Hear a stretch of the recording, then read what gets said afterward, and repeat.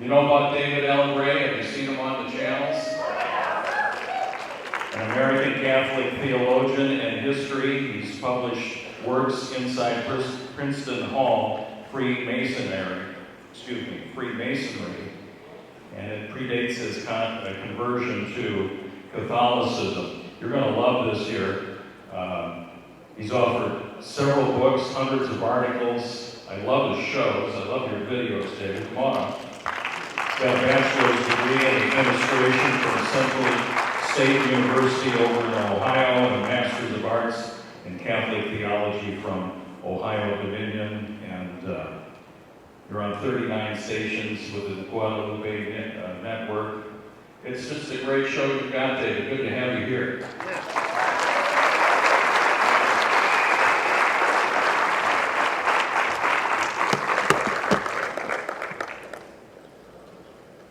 So glad to be here again after the rally last year where I met many of you, and thanks for having me back. And I'd like to thank the coalition for everything you guys are doing for the Council of Priests. I'd like to thank the Council of Priests for being here and standing up against the tyranny of the bishops that you face in your diocese. I'd like to just give you all a round of applause.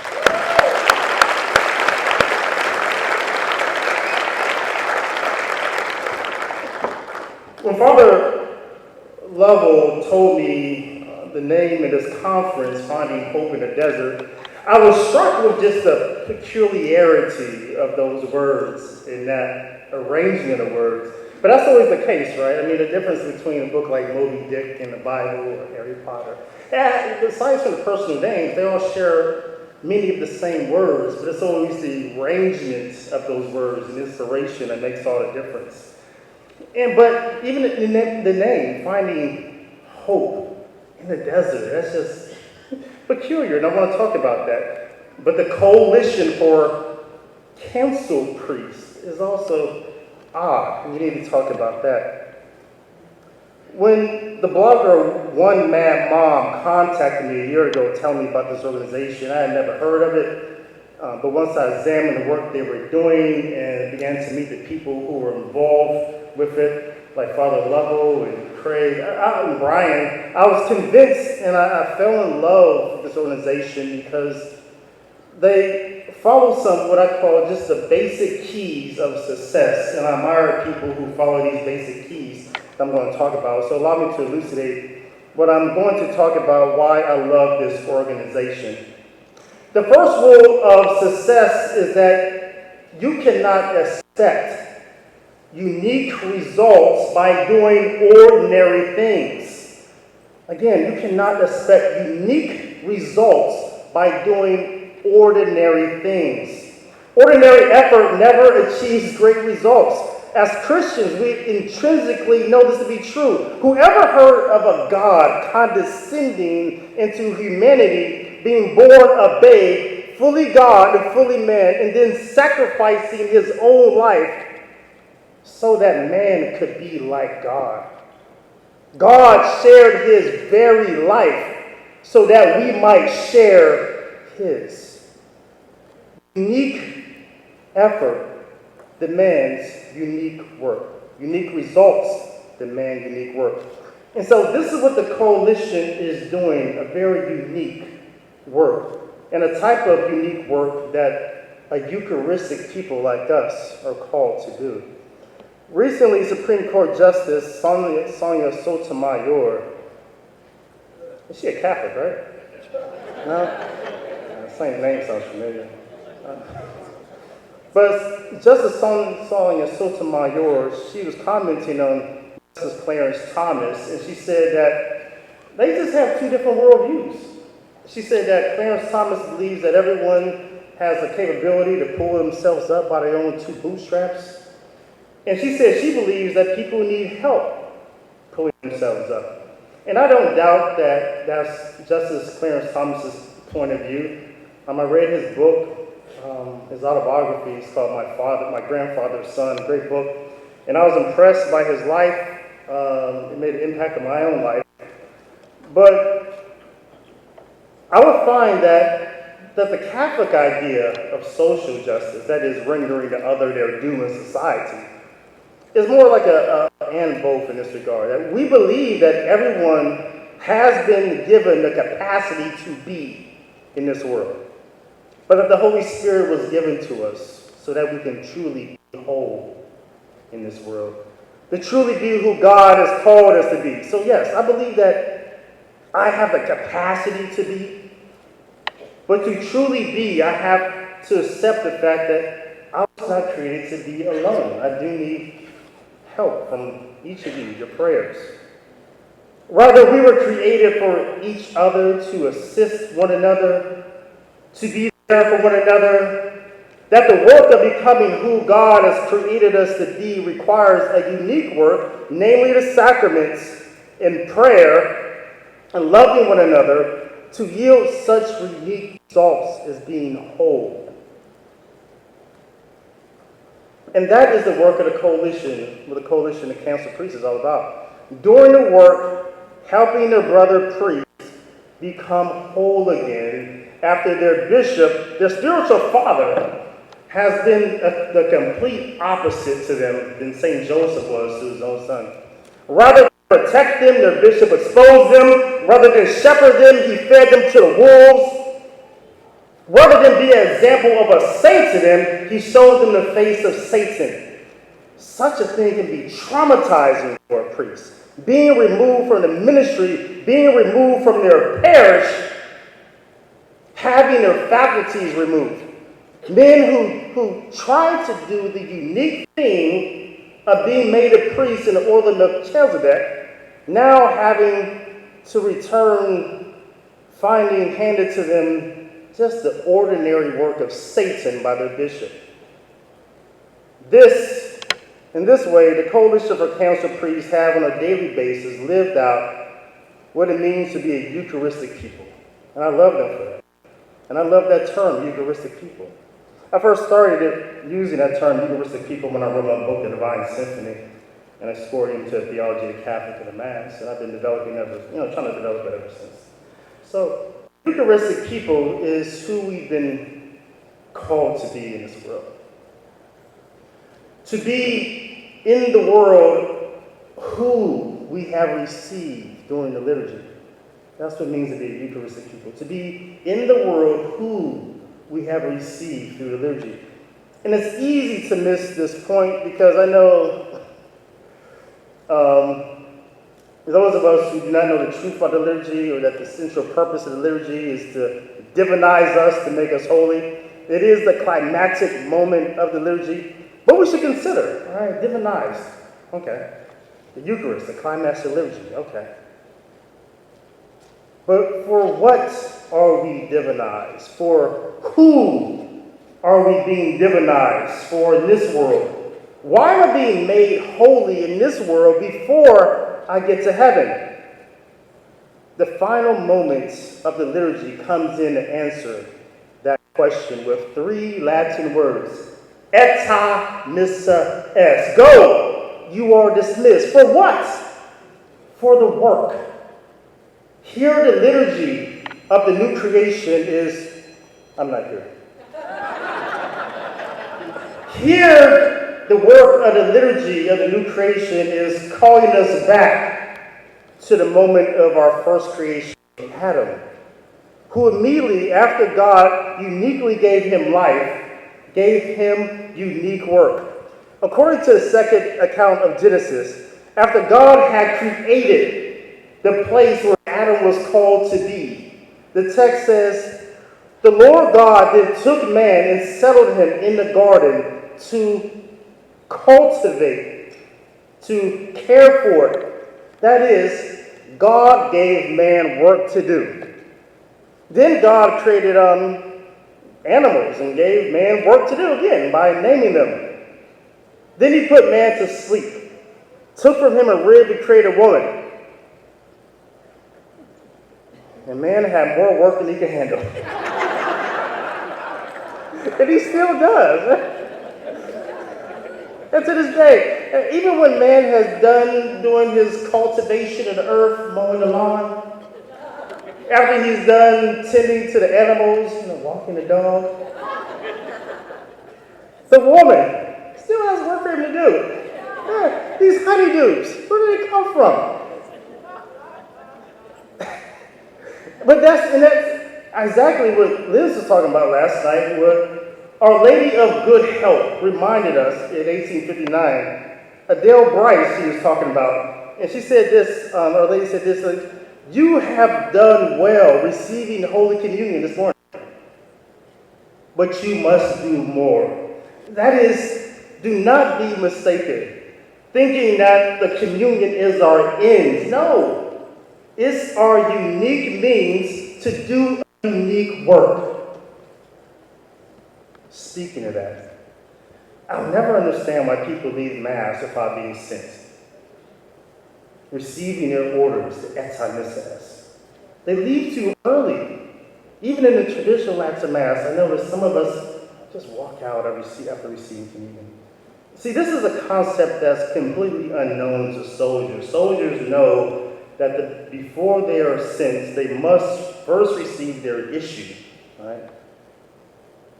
Then their orders. I met this Marine one time, and I asked him, "Have you ever been, you ever been married, or whatever?" And he says, "No, the Marines never issued me a wife." Okay, but a faithful soldier. But really, this is the same thing that soldiers really aren't different than Jesus when he sent out the 72, right? They received their issue, a walking stick, and told where to go. They received their orders. It was the ex missa est. They went out and they returned back to Jesus. Just as we are sent from the Mass, sent out into the world, and then we return back to the Mass again to receive our issue, our orders. If you ever you guys ever watch my Mass Nightmare series on YouTube, Mass Nightmares? You guys seen that? If you ever watch my Mass Nightmare series on YouTube, you may remember this priest who celebrates his liturgy at his diocese, in our Archdiocese of Chicago, Holy Family. And right after, hold on, I'm talking about Mass Nightmares. Gotta get my popcorn. All right.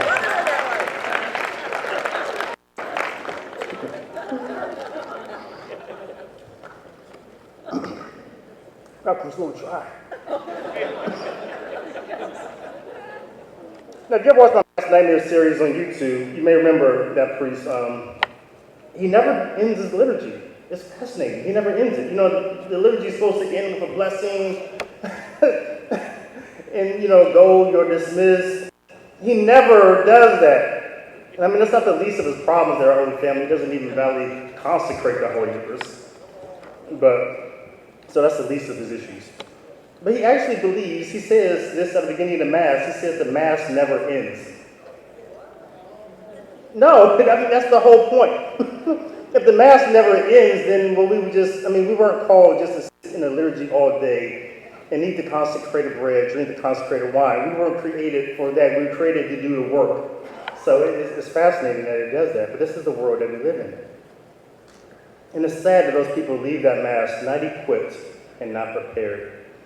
But speaking of ordinary work, I am troubled. At the moment, I'm troubled by this Eucharistic revival, the United States Conference of Catholic Bishops. And it's amazing, the bishops always create these committees, these conferences that do nothing. So they're calling it a Eucharistic revival. How do you revive a thing that isn't dead? The Eucharist is not dead. It does not need a revival. It does not need to be brought back to life. Jesus does not need a resuscitation. If you think the Eucharist needs a revival, you're mistaken. What needs a revival is the liturgy. What needs a resuscitation is our love and understanding of the Mass. Until there is a revival of the Mass, a revival of the sacrament of penance and reconciliation, a revival of just basic contrition, the Holy Eucharist will remain in the wilderness for most Catholics. Nor can we somehow extract the Eucharist out of the liturgy and somehow teach people about it? That's odd. Who is it? I mean, how can we teach people how to be reverence the Holy Eucharist if we don't teach them how to be reverent during the Mass? If we don't teach them how to be reverent during the liturgy, how can we ever expect them to be reverent towards Jesus? This is the ordinary work, right, that we've been doing for decades. How many books have been written just about the Holy Eucharist? How many conferences? How many videos, retreats? We can do more. We can do no more than expect people to understand the meaning and mystery of the Holy Eucharist by removing it and extracting it. We can isolate it from the Mass. No more than we can just isolate it and extract Jesus from salvation history, which the Mass takes us through. I hope it's not the case, but the Eucharistic revival is just the bishops wasting your money, again, with just one more ordinary effort that will yield just same old ordinary results. No unique thing. You know, a unique thing, if the bishops want to do a unique thing to get extraordinary, get tremendous results, they would have, again, a revival of contrition, a revival of awareness of sin, a revival of penance, a revival of pilgrimage of penance, a revival of the sacrament of penance of reconciliation. That unique thing might have led to a unique impact of transforming a society like ours, where people just have just a complete unawareness of sin.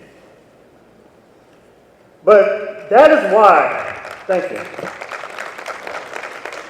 But that is why the Coalition for Council Priests, why their work is so inspiring. Anyone can come up with a solution that doesn't address a real problem. Anyone can do less while pretending to do more.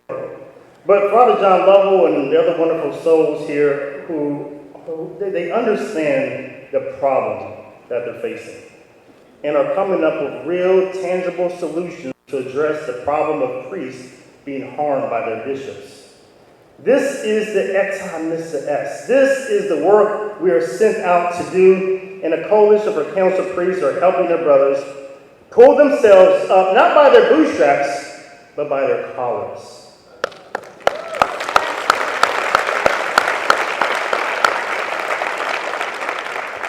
All right, here's the second reason I love the Coalition for Council Priests. They get it. Listen to the name of the conference again, Hope in the Desert.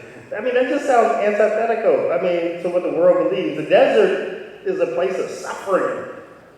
It is a place of trial and testing. How can one find hope through suffering, they would say? How can one find hope through tests and trials? Yes.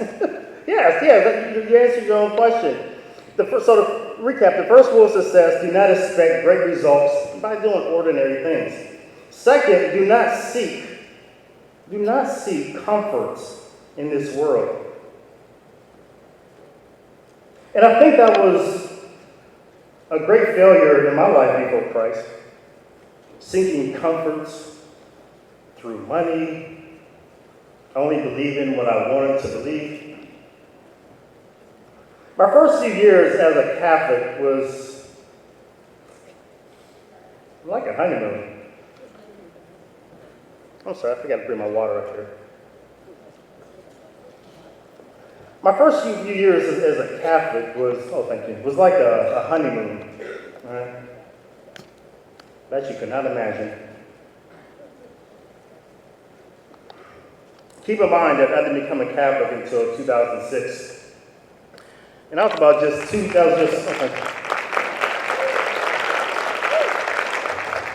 And that was just 2 years after I found out Jesus was a real person. So what happened was, the consequences, the choices I was making in my life just caught up with me. Right? My choices of seeking comfort caught up with me.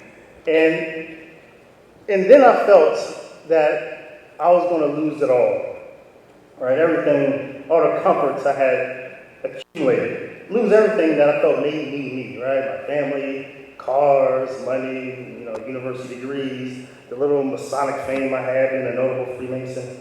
All that just up in smoke because of my choices. And it made me, everything that made me comfortable, losing all that was just too much suffering for me. Too much suffering for me to handle. So I decided to kill myself. Now, I know suicide doesn't sound like a reasonable solution. But for people who are at that place, and many are there today in our godless society, if you don't know someone personally, you know someone who knows someone. That's the real pandemic that's going on right now. So for me, it seemed like the best option just to end it all rather than deal with my consequences, to suffer through what's going to be an uncomfortable life. So we're not taught in our society to be uncomfortable. Countries in this world with fewer comforts that we would consider, us in the developed West, have much lower suicide rates than we do. And that's something for us that we have to consider, we have to ponder on. So I'm in the process of trying to suffocate myself. And I hear a very clear and distinct voice. It said, I love you, I am here. I love you, I am here. And when I heard it, I looked around, no one was there, but I knew that didn't come from like a person. I knew that it was just too clear. It's like someone whispering like right against my ear. And as soon as I asked the question in my head, like, who is that? Who said that? The answer that came back to me that it was Jesus, which was the most ridiculous answer that you could tell me at that time, right? Because I was happy, prior to that moment, I was happy to tell anyone in my life that Jesus was fiction. Made up, character out of white man's religion, here to control us. That's what I'm telling people. And then, even as a district deputy for the Grand Lodge, I used to go around as my job to be the representative of the Grand Master. And so I would go to these lodges throughout Western Ohio. And during my inspection of lodges, I would make sure, I would tell them before I come, I don't want anyone ending any prayers in Jesus' name. It's the law, it's the Anderson's Constitution. We don't do that. And I wasn't, a stickler for rules. I'm not a rule guy. But I just didn't want to hear the name Jesus. It annoyed me. That's who I was. But there I was on that night that I deserved death. And he gave me life.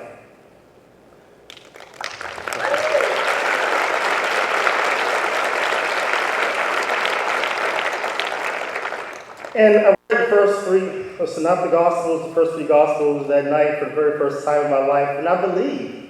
And I felt so cheated, robbed, hoodwinked, bamboozled, all that stuff, just led astray, that no one had told me about this Jesus. So that night, I decided to follow this man who saved my life.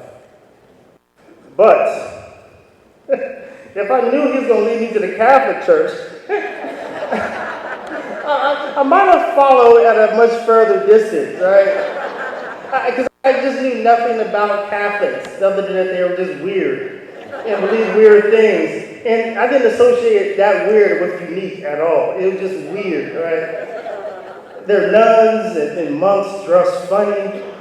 Right? They wore habits like Father Dave Nix. And they had like the Pope, right? Who, just from like a pagan perspective, just looked like people just worshiping him, right? And like to be honest, from my perspective, I didn't know. Like whoever heard of a black Catholic? Not me. Like I didn't even know black people could be Catholic. Like seriously, I was just dumb. Like. It wasn't going to be me. I I thought me becoming Catholic was going to be like some sort of Jackie Robinson event, like a black person became Catholic. Like I didn't, I didn't know. It's like I thought I was crossing the color line. Like, woo. But because really back then, I still believe back then, in like I had to follow the rules of being like culturally black, right? And like culturally black in this country just means certain things. I'll give you some examples, right? You gotta vote Democrat, right? That's one.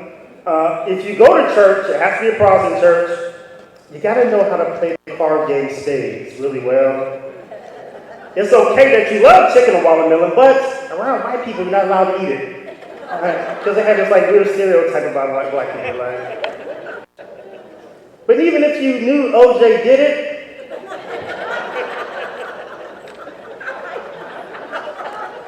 you had to be happy that he got off. Right? This is one of the rules. Right? So these are like cultural rules, right? So there I was in 2006. Reading the Catholic Catechism of the Catholic Church, turning pro-life, realizing the Democrats had lied to me all my life. I was changing too much. I was even dating outside my race. They were starting to question my blackness. People were starting to whisper about me, call me names, Uncle Tom, Coon, sell out. Right? And this is before I read the book Uncle Tom's Cabin. I didn't even know that was a compliment, right? I would have said thank you. But no, the last thing I needed to be was become a Catholic. It was just a bridge too far. But there I was faced with the truth, and I couldn't lie to myself. I couldn't undo the fact that I had read the entire catechism of the Catholic Church, and I had believed every single word because it was reasonable and true.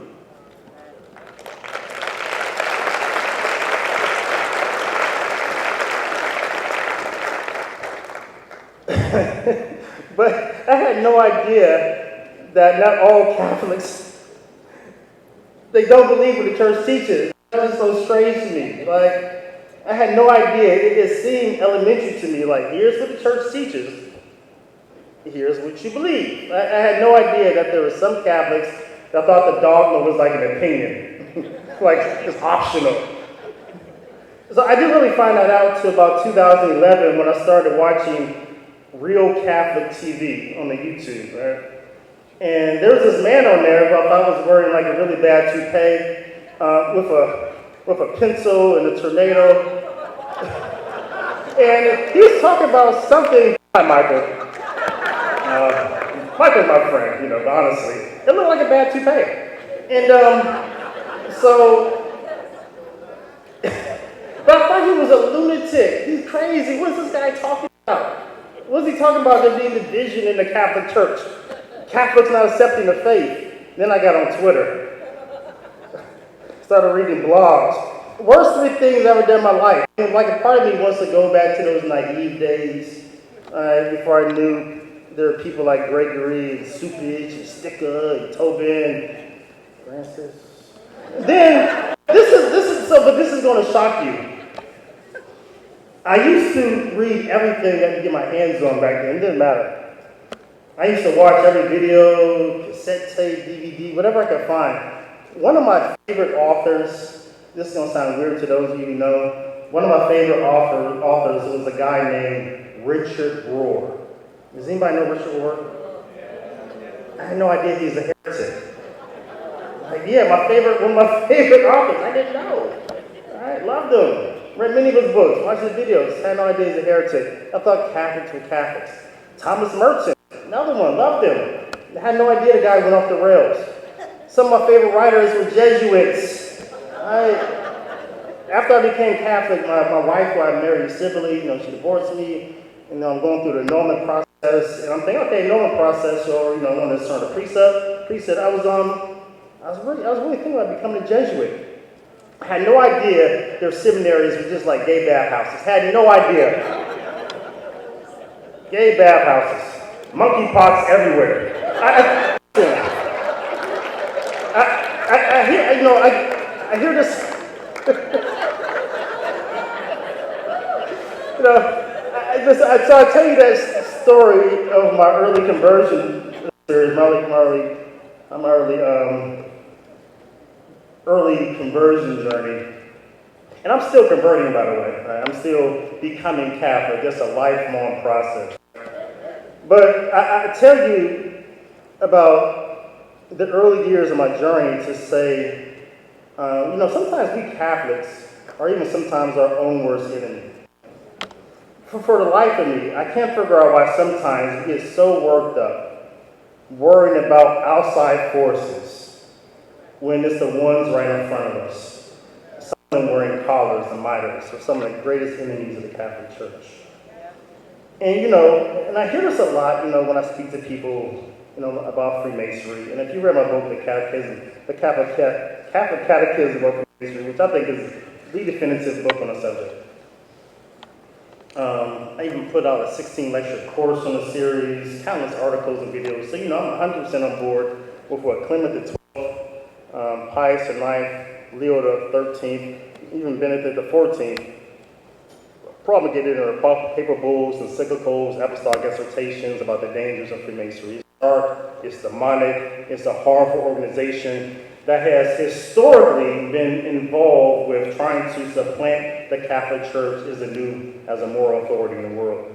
That being said, I want to let you in on a secret. It's never really been about the organization in and of itself.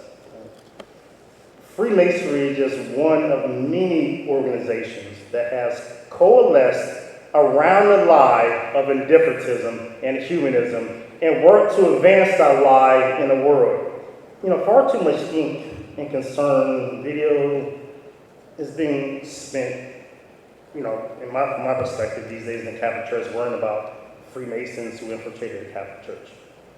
Rather than the lie that the Freemasons have told, a lie that Protestants told, a lie that the Carbonari told, who Leo XII said were even more dangerous than the Freemasons. The lie that the communists told, the socialists told, what the Democrats are telling us today. It was the lie of the American Revolution. It was a lie of the French Revolution. It was a lie of the Spring Revolutions in 1848. It was a lie of the sexual revolutions, it was a lie of the homosexual revolutions today. The transsexuals, the non-gender conformists have all told the same lie.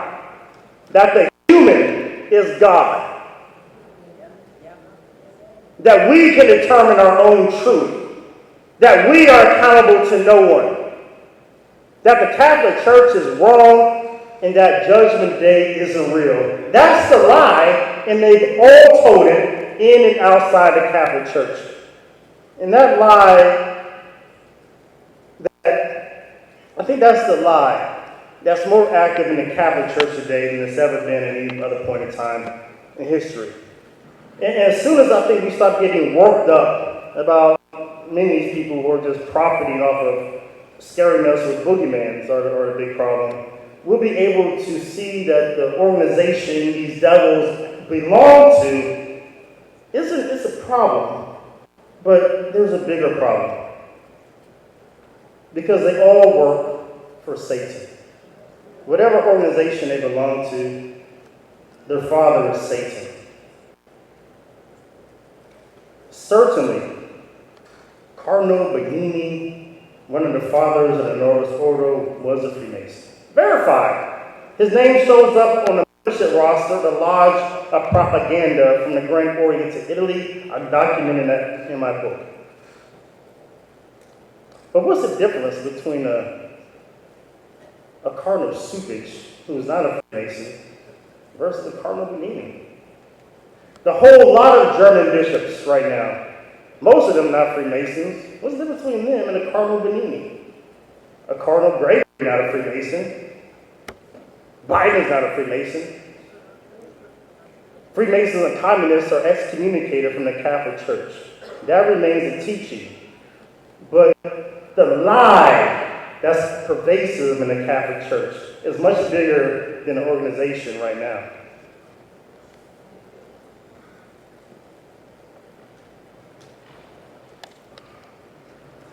How many of you guys have heard of the critical race theory? Not many of you? Okay. So you've heard critical race theory. I do a lot of talks about that. So my quick explanation of it is this. Raise your hand if you ever had a bad neighbor or a neighbor who was just a jerk. Anybody? Oh, wow. A lot of you had like just jerk neighbors. All right. Well, that's my explanation of critical race theory. A bad neighbor, they don't take care of their property, their kids on unruly, they don't keep their dog on a leash, right? They don't obey basic social rules, like not making loud music after 10 o'clock. I mean, they're obnoxious, right? They are the problem, but they think you're the problem. They think everyone else is the problem. That's the critical race theory, right? I live on a cul-de-sac, nice little cul-de-sac, I kind of compare it to like that. So this house right here we can call this house the law. Right? This house here is the enforcement of the law. This house right here, this third house, is the one that's always in trouble with the other two neighbors. And they think it's because, these guys are just out to get them, right? And they're always pointing the finger. I'm like, oh, they try to get me. They're out to get me. No, you're just a jerk, right? No, you're the problem. And so, but rather than fix themselves, they never take personal responsibility. They never take ownership. And they're always, they don't seek help. And they're just always pointing the finger to other people, right? Completely reject the idea of bootstrap or laces or anything. They just know personal responsibility. That's the critical race theory. But we Catholics, sometimes we get caught up in that as well. Sometimes we point the finger. Oh, it's those Freemasons, it's those homosexuals, it's the government. This is the ideology of victimhood, right? Which is antithetical to people who are called or sent out into the desert, the wilderness, or the world.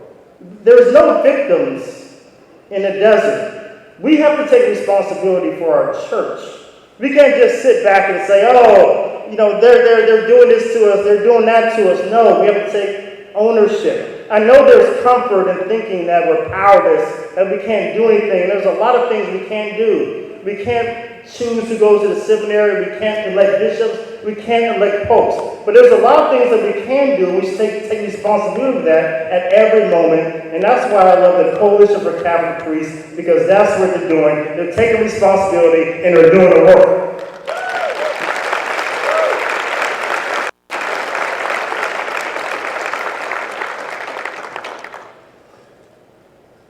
All right, so this is the third one. So the first rule again was don't expect great results, just like doing ordinary things. Second, do not seek comfort in the world. The third one, don't listen to haters. Because all haters do is hate. Right? Another thing that shocked me when I became a red-pilled Catholic was discovering that there's anti-Catholics, even anti-Catholics who are Catholic. I learned that the Catholic Church is the only organization on earth, it seems like, where people judge us according to who our bad members are. Like, who does that? Like, I never encountered this in my whole life. When I was a Freemason, and people found out that I was, and they knew what Freemasonry was, which is not usually the case. Let's say they did, and they'll be able to have some sort of point of reference. Oh, you're a Freemason, like George Washington, the presidents. Yeah, like that. Or when I was also in college, I joined a Greek letter fraternity, a Omega Psi Phi fraternity. And when people found out I was a Q dog, they would bring up people like famous Qs, famous men of Omega Psi Phi, like Michael Jordan, Shaquille O'Neal, Bill Cosby when he was America's dad, not America's pervy predator. Every black astronaut also was a member of my fraternity. See, those are the type of people they would mention.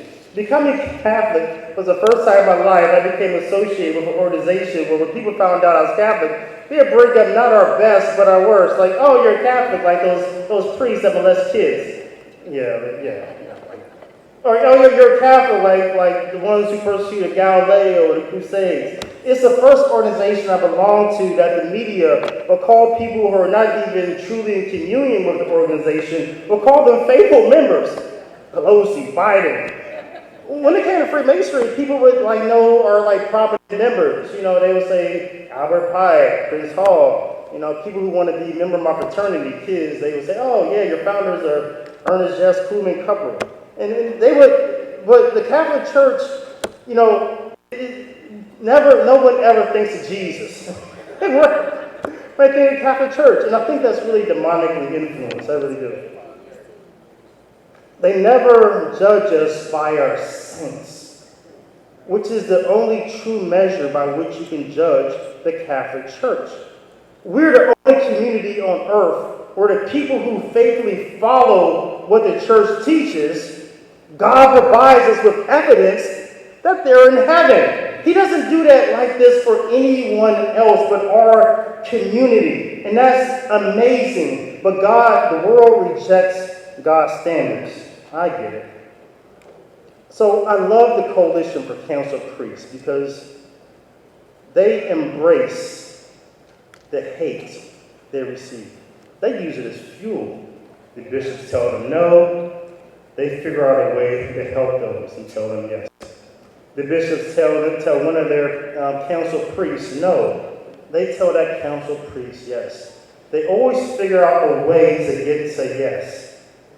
And that is so inspiring about a group of people who realize that they are in the desert with limited resources. And so may God continue to uniquely bless the coalition, and may we be blessed by the great results that those blessings yield. St. John the Baptist, intercede for us. St. Joseph, terror demons, pray for us. St. Dominic de Guzman, pray for us. Sacred Hearts of Jesus, have mercy on us. Thank you.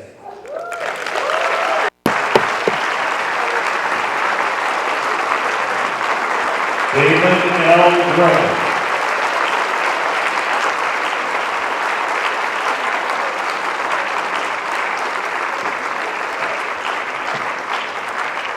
David, I was sure we agreed not to go on that monkeypox thing.